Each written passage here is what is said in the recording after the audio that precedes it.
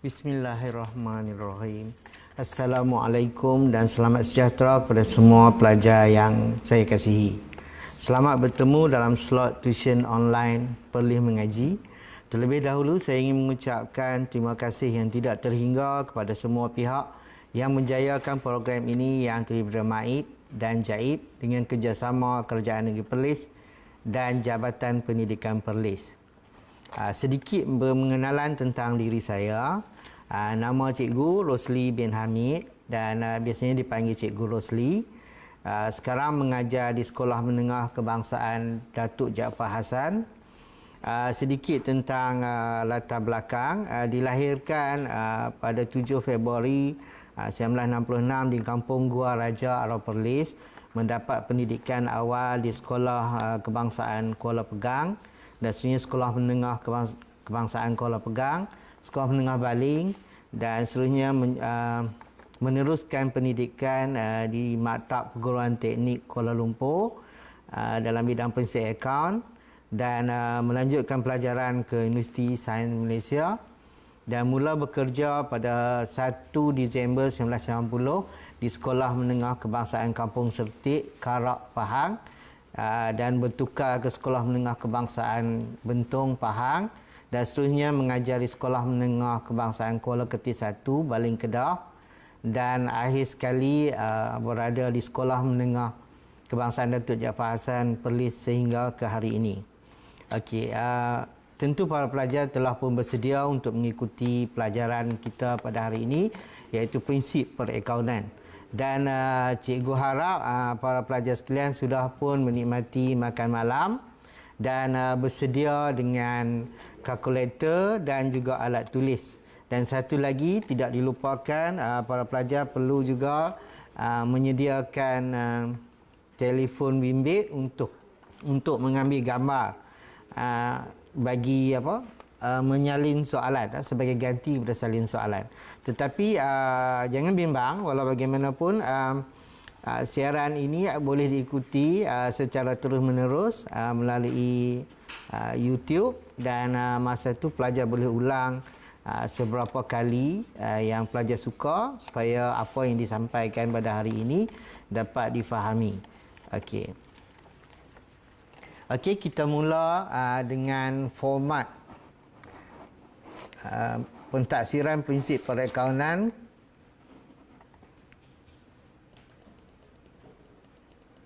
Okey, kod 3756. Prinsip perakaunan 3756 SPM ini terdiri daripada 3 kertas iaitu kertas 1, kertas 2 dan kertas 3. Kertas 1 dari segi wajarannya mengambil lebih kurang 20%. Kertas 2 60% dan kertas 3 yang merupakan tugasan kerja khusus meliputi 20%. Okey, jadi fokus kita pada hari ini ialah kertas 2. Dalam kertas 2 ni kita ada 2 bahagian iaitu bahagian A yang terdiri daripada 3 soalan. Soalan wajib iaitu soalan 1 yang markahnya lebih kurang 10 markah. Soalan 2, 25 markah dan soalan 3 juga 25 markah membawa markah keseluruhannya sebanyak 60 markah. Manakala bahagian B iaitu bahagian pilihan ada 3 soalan, soalan 4, 5 dan 6. Para pelajar boleh memilih 2 daripada 3 iaitu sama ada soalan 4 dan 5, 4 dan 6 ataupun 5 dan 6 yang membawa markah 40 markah.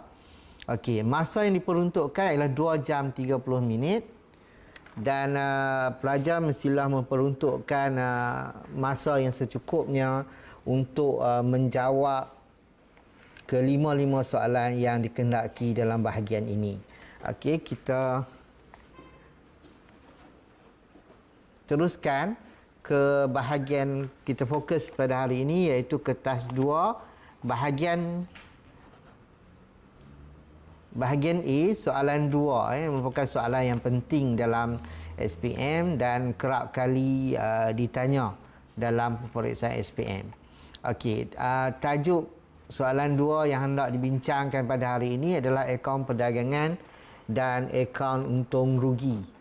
dan penyerta kedudukan keuangan, dan soalan ini membawa markah kepada 25 markah secara keseluruhan.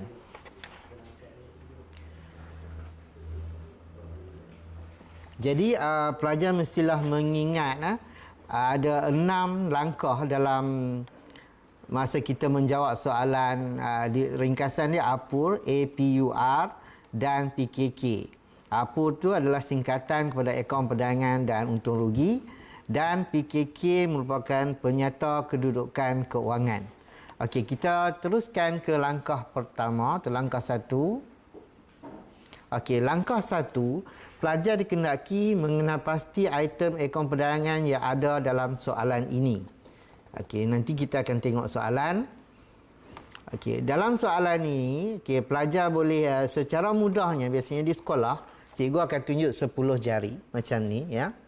10 jari bermakna ada 10 item akaun perdagangan. Okey, bermula dari sini kita sebut yang pertama jualan, pulangan jualan, belian, pulangan belian, angkutan masuk, upah atas belian, duty import, insurans atas belian, inventory awal dan inventory akhir. Okey, jadi mudah kan, kita ada 10 jari dan 10 jari itu digunakan untuk mengingati item akaun perdagangan. Okey, cikgu ulangi. 1 jualan, 2 pulangan jualan, 3 belian, 4 pulangan belian, 5 angkutan masuk, 6 upah atas belian, 7 duty import atau duty atas belian, 8 insurans atas belian, 9 inventory awal dan 10 inventory akhir. Jadi bukanlah sukar untuk kita mengingati 10 item akaun perdagangan yang lebih kurang sama dengan 10 jari yang kita ada. Okey, langkah yang kedua. Langkah kedua adalah pelajar mengenal pasti item dalam akaun untung rugi. Item dalam akaun untung rugi ni kita boleh kelaskan kepada 2. Singkatan kepada hasil kita sebut sebagai URH, bermaksud untung rugi hasil.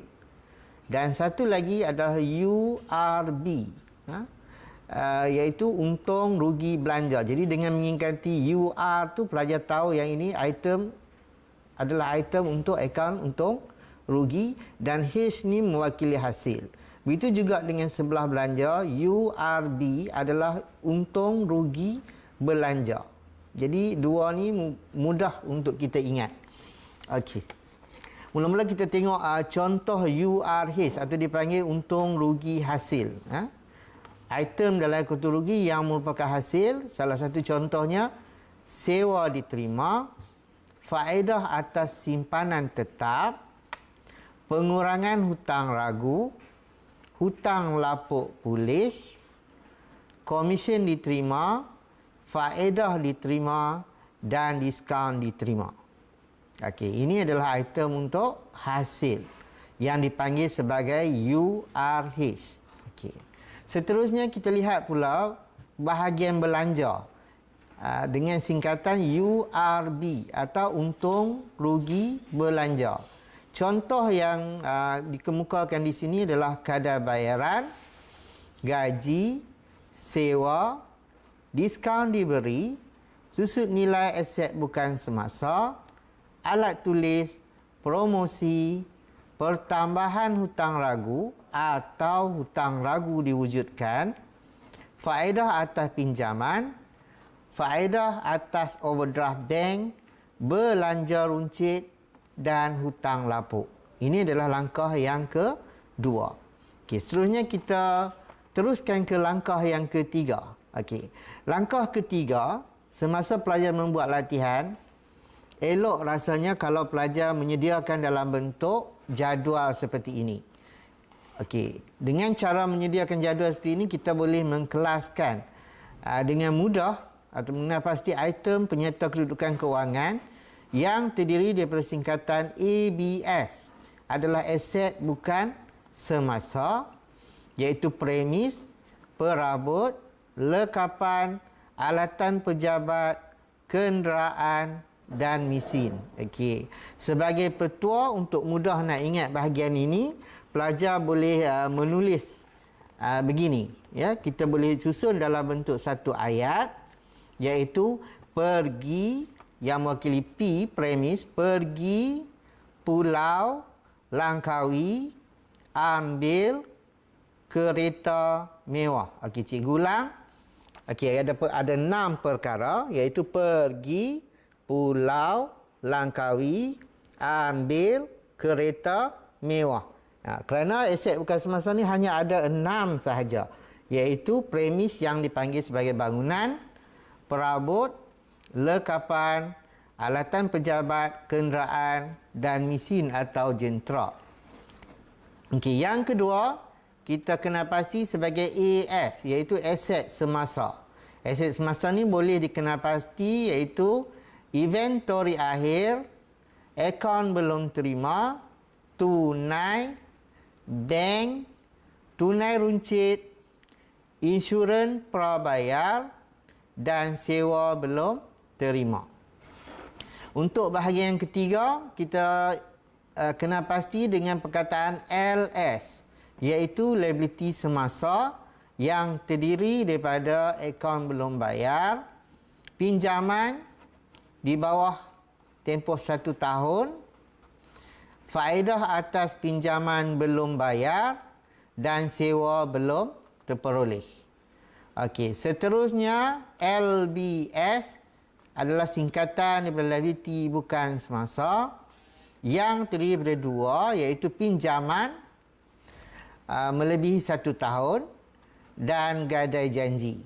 Manakala yang terakhir yang dipanggil sebagai EP, iaitu ikuti pemilik, terdiri daripada modal, untung bersih dan ambilan. Okey, itu langkah yang ketiga. Langkah yang keempat, semasa menyediakan latihan, pelajar boleh membuat jadual seperti ini. Okey, susun mengikut bilangan maklumat tambahan yang terdapat dalam soalan, dan kita boleh bahagikan kepada 3 bahagian, iaitu akaun perdagangan AP, akaun untung rugi URH dan URB, dan seterusnya penyerta kedudukan kewangan yang terdiri dari ABS, AS, LS, LBS dan EP. Okey. Bahagian yang kelima atau langkah yang kelima adalah kita sediakan akaun perdagangan dan akaun untung rugi. Langkah keenam, atau langkah yang terakhir, kita sediakan penyerta kedudukan kewangan. Okey, para pelajar boleh sediakan bersedia dengan telefon bimbit masing-masing untuk mengambil gambar soalan yang cikgu akan tunjukkan di sini. Okey, soalan kita untuk tajuk akaun perniagaan untung rugi dan juga penyerta kedudukan kewangan. Kita baca soalan. Imbangan duga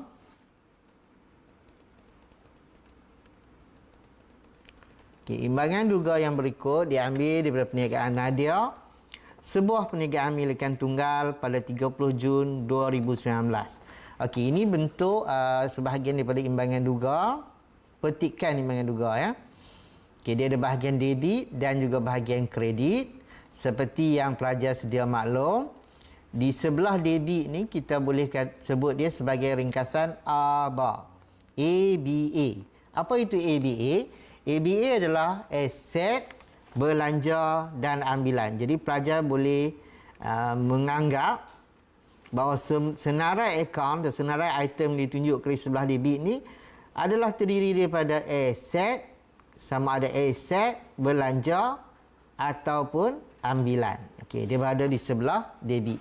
Manakala sebelah kredit pula, kita kena pasti dia sebagai LEH, LEH, iaitu liability, ikuti pemilik dan hasil. Okey.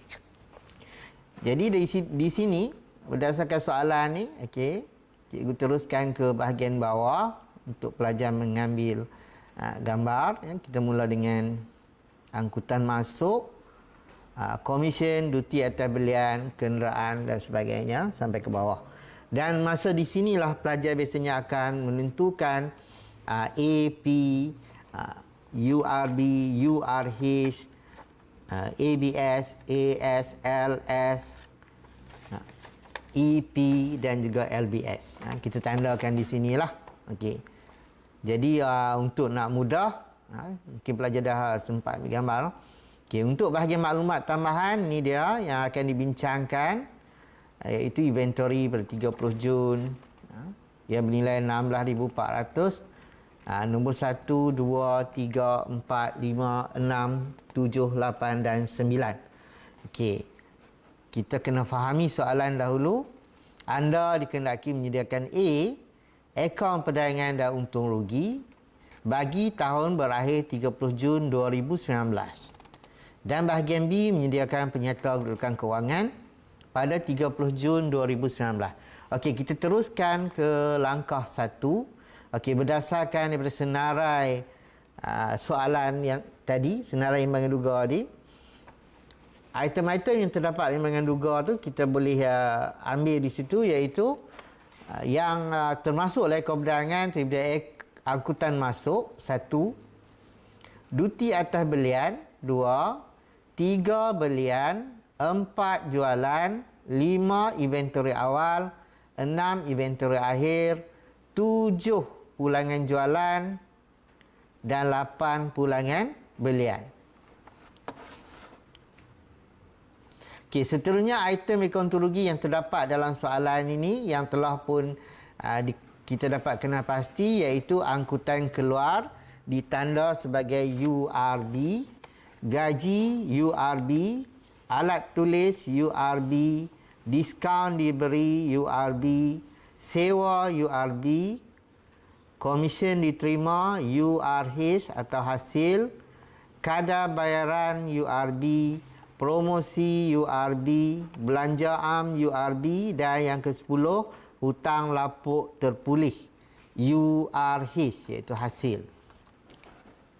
Okey, daripada senarai item dalam penyata kedudukan kewangan yang termasuk dalam penyata kedudukan kewangan adalah modal awal, tunai. Modal awal kita anggap sebagai EP, kuti pemilik. Tunai, aset semasa. Kenderaan, aset bukan semasa. Ambilan EP, bank, AS, akaun belum terima AS, akaun belum bayar LS, alatan pejabat ABS, inventory akhir AS. Okey, langkah kedua adalah kita menyelesaikan maklumat tambahan. Okey, seperti yang pelajar lihat dalam soalan.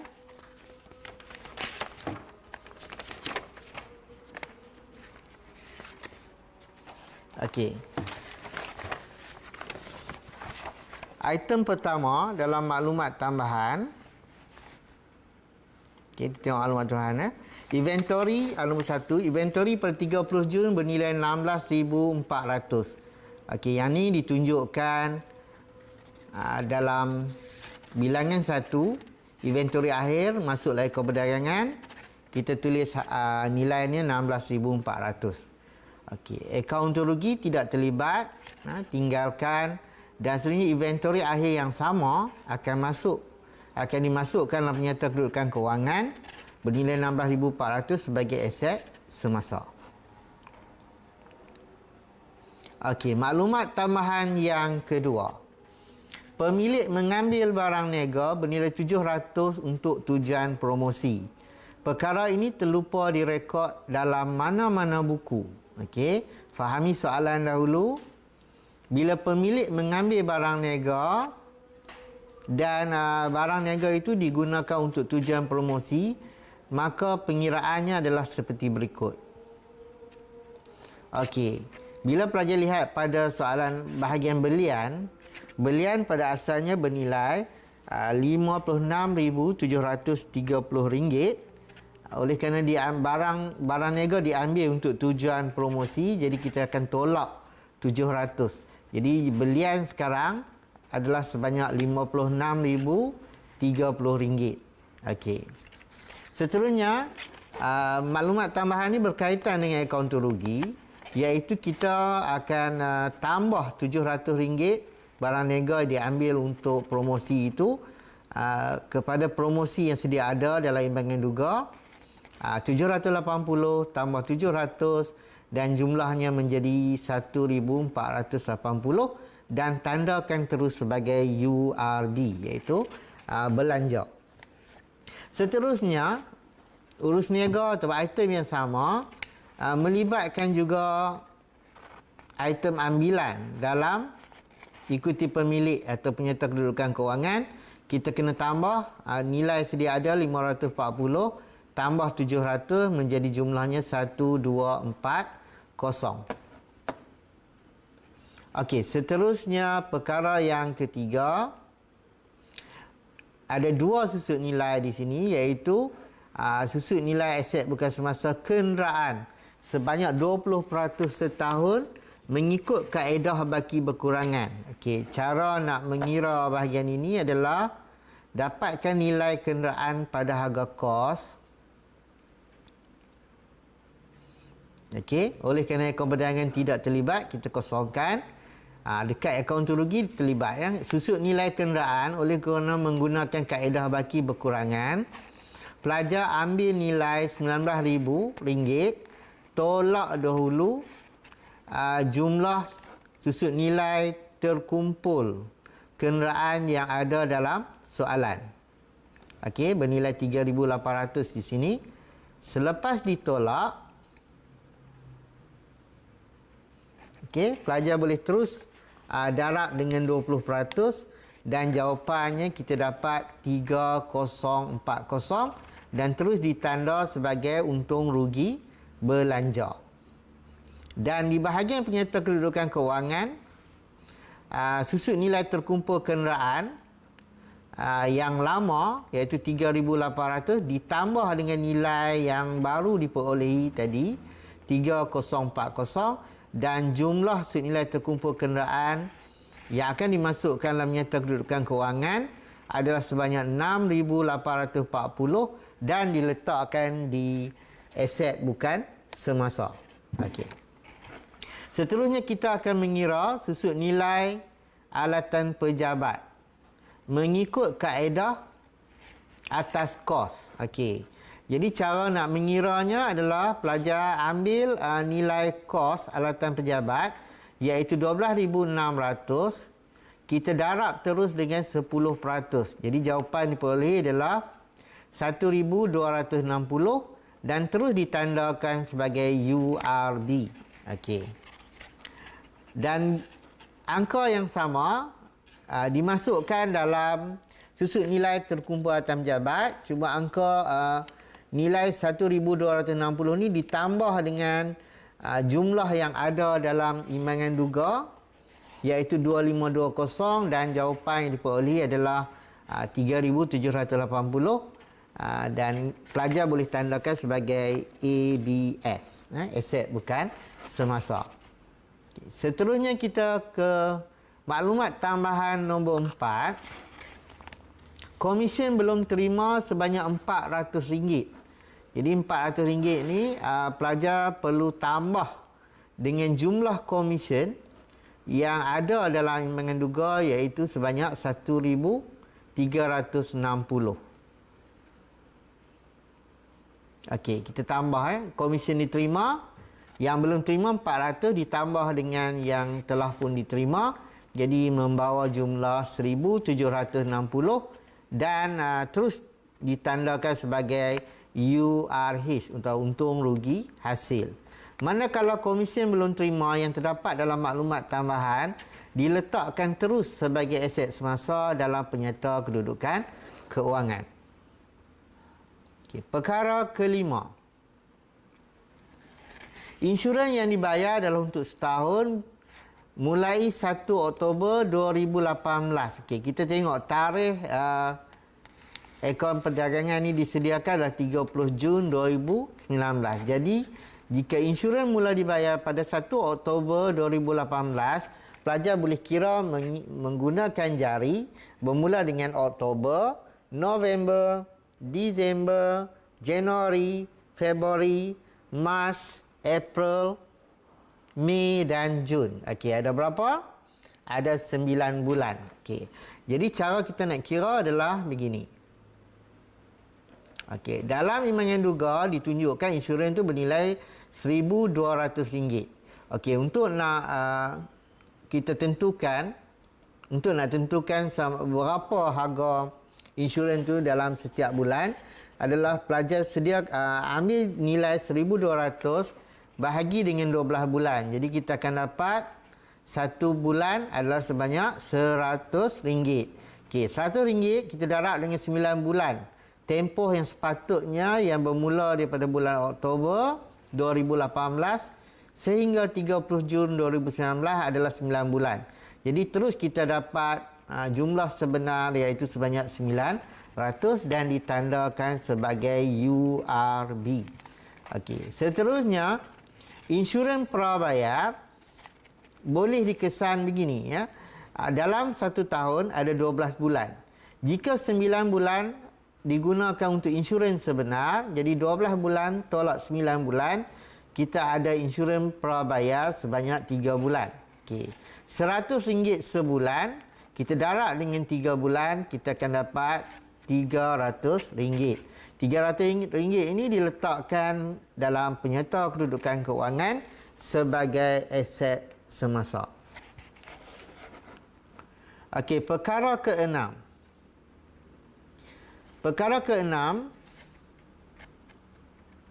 gaji pekerja belum bayar sebanyak 2,600. Okey, dalam Imman Duga kita ada gaji di sini sebanyak 16,000. Jadi oleh kerana belum bayar, kita tambah yalah. Kita tambah gaji sedia ada dalam Imman Duga 16,000 tambah dengan 2,600, jadi jumlah yang kita perolehi adalah sebanyak 18,600 dan terus ditanda sebagai URB iaitu sebagai belanja. Okey, seterusnya gaji belum bayar sebanyak 2,600 kita akan masukkan sebagai liability semasa dalam penyerta kedudukan kewangan. Okey, perkara ke-7. Perkara ke-7, peruntukan hutang ragu diselaraskan kepada 5% atas akaun belum terima. Okey, jadi di sini pelajar boleh kira peruntukan hutang ragu dengan mengambil nilai akaun belum terima dalam Imman Duga sebanyak 12,800, kita darab dengan 5%. Okey. Selepas didarabkan dengan 5%,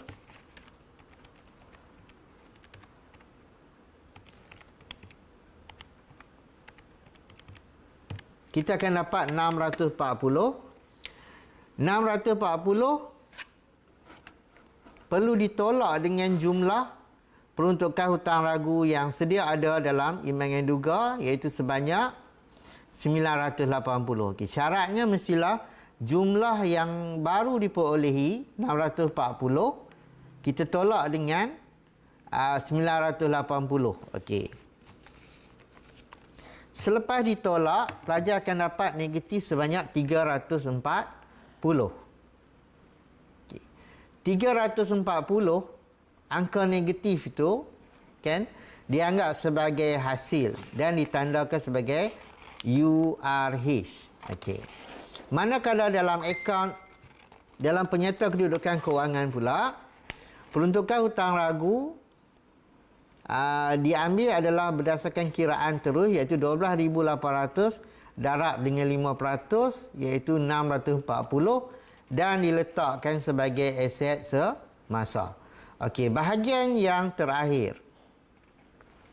Inventory alat tulis bernilai RM60. Okey, kita tengok macam mana nak kira alat tulis yang akan dimasukkan dalam kontur rugi. Okey. Lihat baki awal alat tulis 360.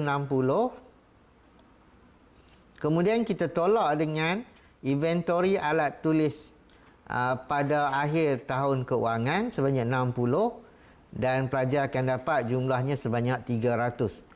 300 itu dianggap sebagai belanja dan ditanda sebagai URB. Okey. Manakala inventory akhir alat tulis yang ada dalam maklumat tambahan sebanyak RM60 ditandakan sebagai aset semasa dalam penyerta kedudukan keuangan. Okey. Cikgu harap pelajar semua dapat mengikuti apa yang telah cikgu sampaikan dalam pengiraan maklumat tambahan, dan sekiranya penyampaian ini agak cepat, jadi pelajar boleh mengulang kaji ya, berkali-kali dalam siaran yang boleh diulang di mana-mana. Okey. Seterusnya, langkah yang ketiga, kita sama-sama sediakan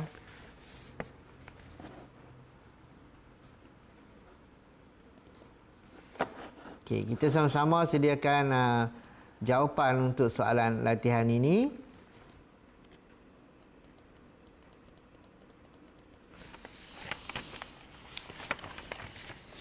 Okey, mula-mula pelajar tengok dekat jualan. Okey, bahagian imbangan duga.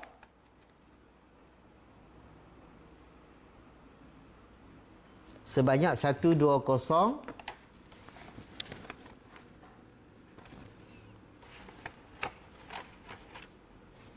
980.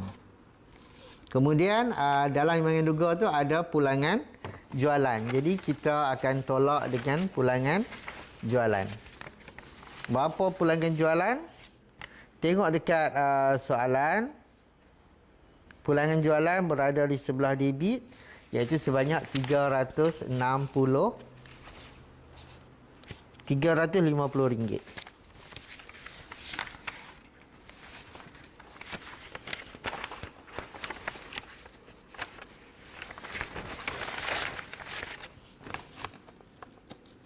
Okey, kita tolak.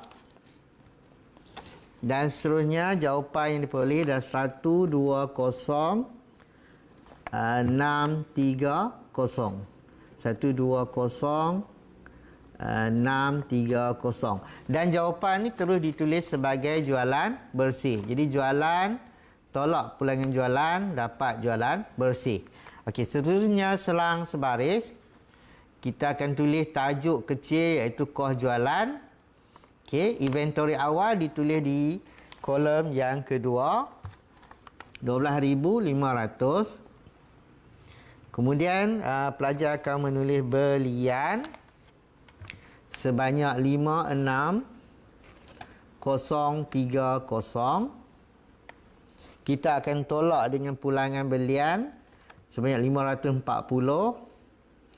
Terus dapat jawapan belian bersih sebanyak 55,490. Okey, seterusnya selepas belian tolak pulangan belian, pelajar boleh namakan jawapan ni sebagai belian bersih. Okey.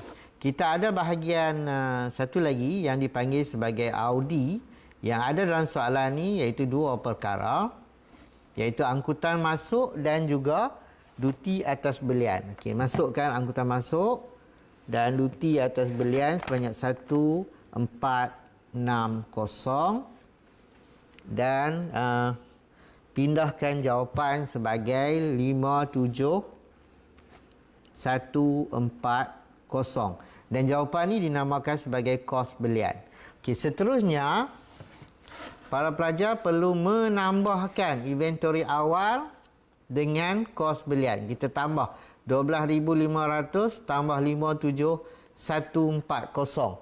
Jadi jawapan yang diperoleh adalah 69,640.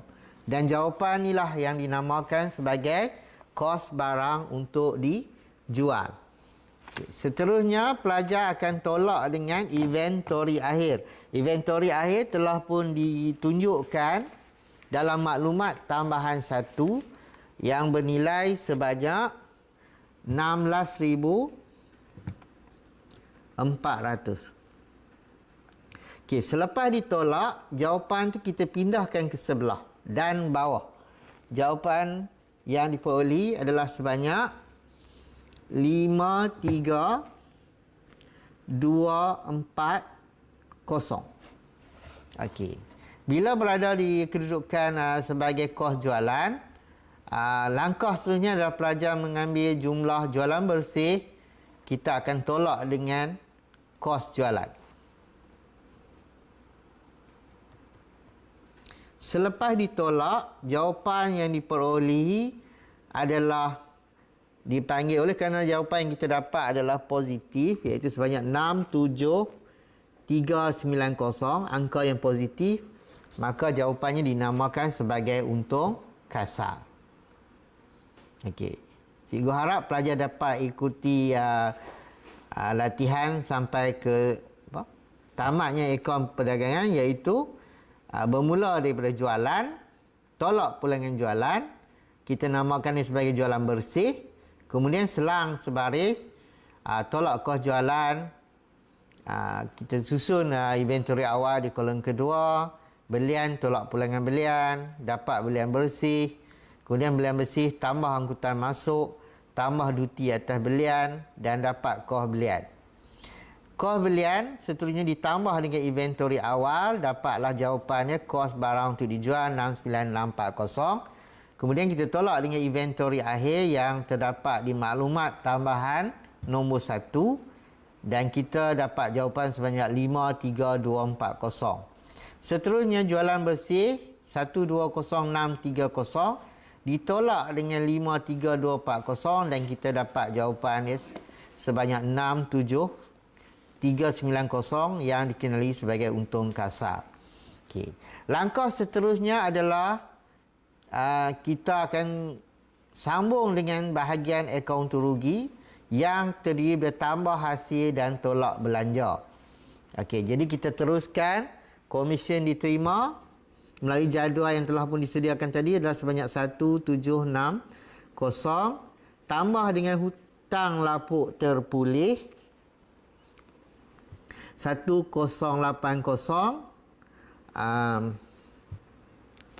pengurangan hutang ragu tadi 340, dan kita tambah ketiga-tiga angka ini, kita dapat 3180. Okey. Seterusnya apa yang perlu kita buat adalah untung kasar kita tambah dengan hasil. Dan jawapan yang kita perolehi adalah 70570. Okey. Selepas kita dah dapat jawapan untung kasar tambah hasil, tinggalkan jawapan itu di sini tanpa sebarang nama, dan kita teruskan dengan menolak belanja. Jumlah belanja, perkara-perkara yang terdapat dalam akaun rugi adalah bermula dengan angkutan keluar 890, kemudian gaji 18,600, alat tulis 300, diskaun diberi 240, sewa 9,600, seterusnya kadar bayaran 1260, susut nilai kenderaan 3040, susut nilai alatan pejabat 1260, promosi 1480, belanja am 640, insurans 900. Okey. Kita ada berapa? Kita ada 1, 2, 3, 4, 5, 6, 7, 8, 9, 10, 11 item belanja. Kemudian pelajar perlu tambahkan semua 11 item belanja ni dan jumlahkan di sini. Dan kita dapati jumlahnya dah sebanyak 38,200. Okey. Seterusnya, setelah kita memperoleh jawapan sebanyak 38,200, cara menyelesaikannya adalah pelajar ambil jumlah untung kasar tambah hasil sebanyak 70,570 dan tolak dengan Jumlah belanja 38,200. Jumlah yang diperolehi adalah sebanyak 32,370. Okey, inilah jumlah untung bersih. Okey. Seterusnya, selepas kita dapat untung bersih, angka untung bersih ni hendaklah dipindahkan ke penyerta kedudukan keuangan. Jadi kita teruskan dengan menyelesaikan soalan bahagian B, iaitu penyerta kedudukan keuangan pada 30 Jun 2019. Okey, kita teruskan.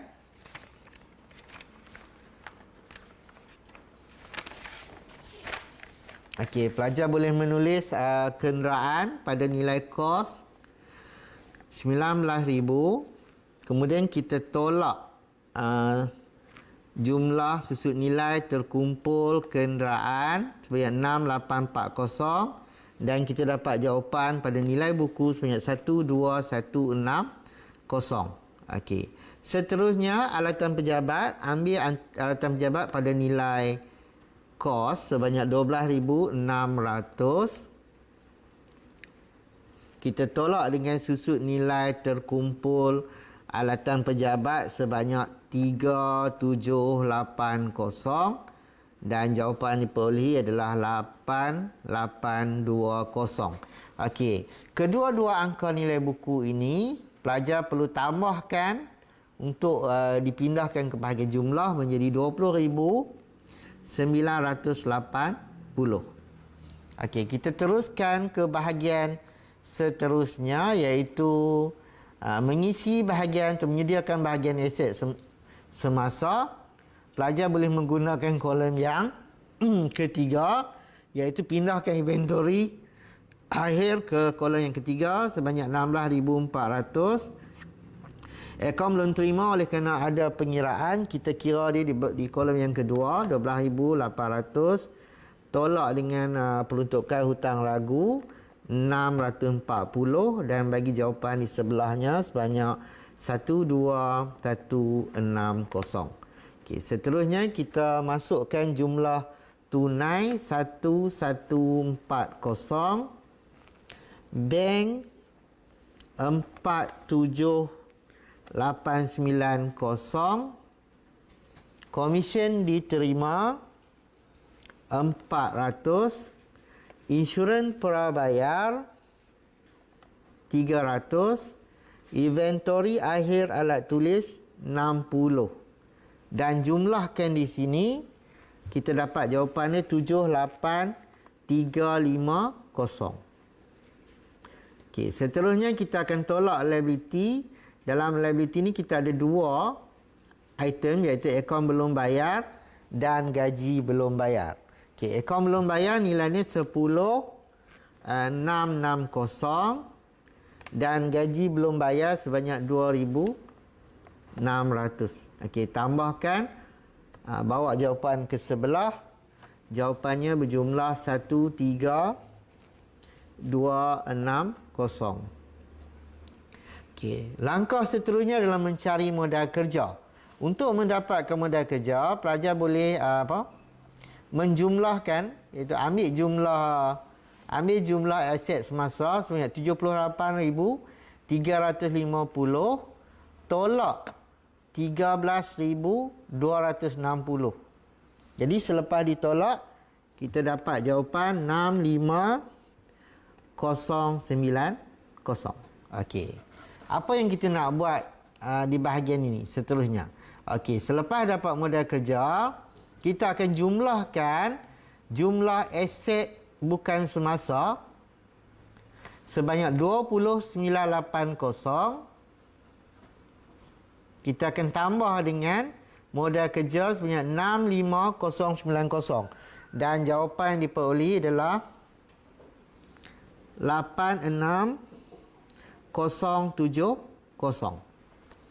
Okey, kita telah pun menyelesaikan bahagian aset bukan semasa, aset semasa tolak liability semasa, yang dipanggil juga sebagai aset bersih.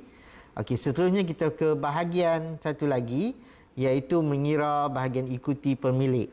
Okey, Mula-mula pelajar boleh masukkan jumlah modal awal yang terdapat dalam soalan 54940 tambah untung bersih. Okey, untung bersih kita dapat dari mana? Kita dapat dari akaun untung rugi, iaitu sebanyak 32370. Okey, selepas ditambah jawapan yang kita dapat adalah 87310.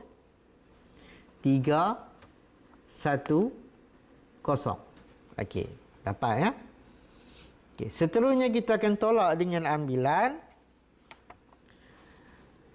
sebanyak 1240.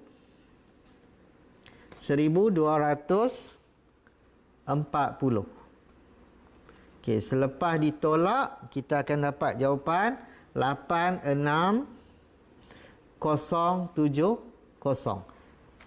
Jadi jawapan ini dinamakan sebagai modal akhir. Okey, kita buat pemerhatian keseluruhannya terhadap jawapan yang diperolehi tadi. Okey, pada penyata kedudukan kewangan ni pelajar akan menulis aset bukan semasa, dan kita akan jumlahkan nilai aset bukan semasa ni adalah hasil tambah dua nilai buku, iaitu kenderaan dan juga alatan pejabat. Kemudian bahagian aset semasa, kita mula dengan inventory akhir, iaitu maklumat tambahan nombor 1. Kemudian akaun belum terima, tolak peruntukan hutang ragu. Selepas ditolak, pelajar akan dapat jawapannya 12160. Masukkan tunai, bank, komisen belum terima, insurans prabayar, inventory dan juga inventory alat tulis. Jadi kita dapati jumlah aset semasa adalah 78350. Kemudian kita akan tolak liability semasa, akaun belum bayar 10660 tambah gaji belum bayar iaitu 13260. Ambil jumlah aset semasa, tolak liability semasa. Jawapan yang pelajar akan dapat adalah sebanyak 65090. Okey, yang jawapan ini dinamakan sebagai modal kerja. Okey, langkah seterusnya adalah menambahkan jumlah aset bukan semasa dengan jumlah modal kerja, dan kita dapat angka pengimbang sebanyak 86070. Okey, seterusnya kita ke bahagian ikuti pemilik. Berdasarkan kepada imbangan duga dalam soalan, kita ambil modal awal 54940, kemudian ditambah dengan untung bersih yang diperolehi daripada penyediaan akaun untung rugi sebanyak 32370. Pelajar akan dapat 87310 setelah ditambah. Seterusnya kita tolak ambilan sebanyak 1240 dan jawapan yang diperolehi adalah modal akhir. Okey, itu dia dua bahagian yang telah pun kita selesaikan di bawah tajuk akaun perdagangan, untung rugi dan juga penyerta kedudukan kewangan, atau dipanggil dengan singkatan APUR dan PKK. Okey, sebagai latihan pengukuhan,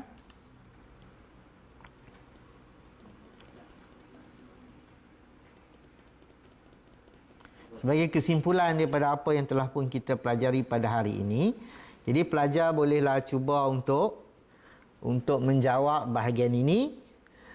Okey, satu, nyatakan 10 item yang terdapat dalam akaun perdagangan atau AP.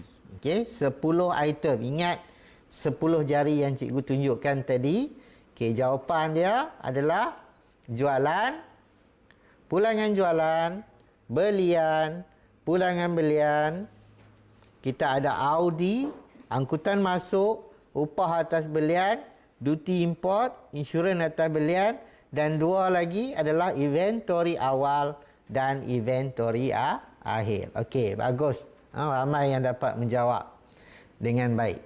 Okey, seterusnya nombor 2, nyatakan 5 contoh hasil. Okey, 5 contoh hasil yang kita panggil sebagai UR H. Okey, bermula dengan pelajar boleh masukkan apa? 1. Kadar bayaran, 2. Sewa, 3. Gaji, 4. Alat tulis, dan 5. Hutang lapuk. Okey, kita boleh tunjuk. Okey, maafkan cikgu Okey, nyatakan 5 contoh hasil. Yang tadi tu adalah untuk belanja. Hasil adalah sewa diterima, hutang lapuk terpulih, komisen diterima, faedah diterima, dan juga okey, boleh teka. Okey, sekali lagi cikgu ulang. Jumlah hasil kita boleh lihat di sini.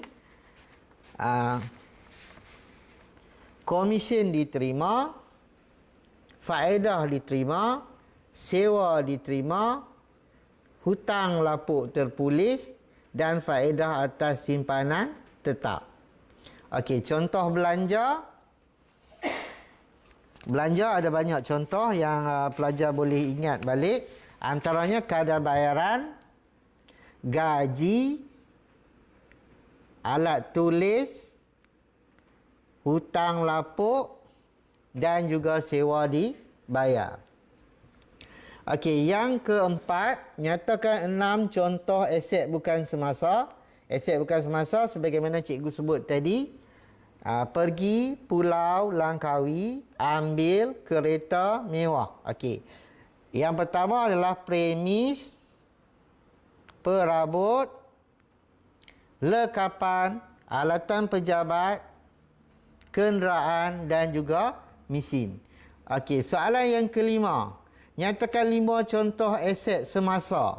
Okey, 5 contoh aset semasa di sini jawapannya terdiri daripada inventory akhir, akaun belum terima, tunai, bank. Kita boleh masukkan inventory alat tulis, ya, dan ataupun insurans prabayar dan komisen belum terima.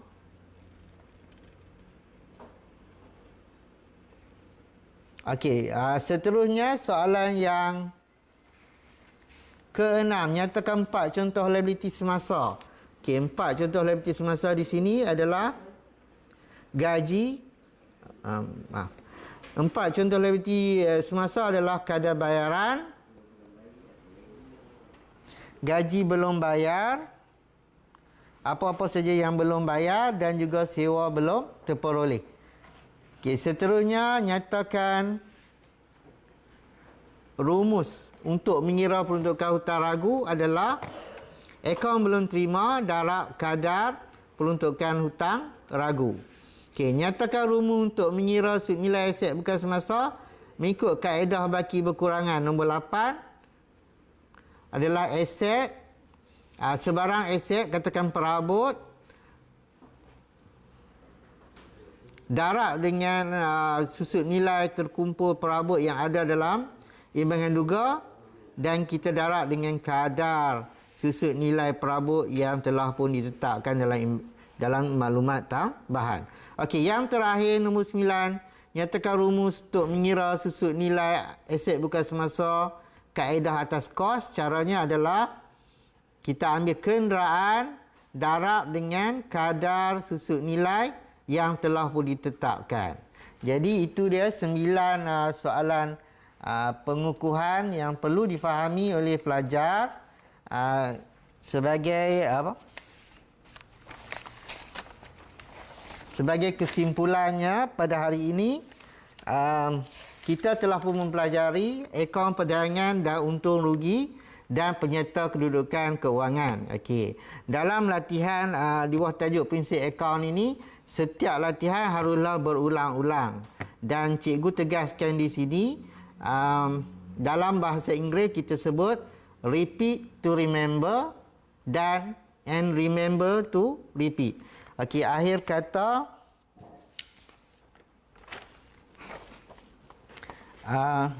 sebagai akhir, pelajar hendaklah menjaga diri semasa musim COVID-19 ini. Stay at home, duduk di rumah, hapuskan COVID-19. Thank you for frontliners dan Perlis Mengaji. Wabillahi taufiq wa hidayah. Assalamualaikum warahmatullahi wabarakatuh.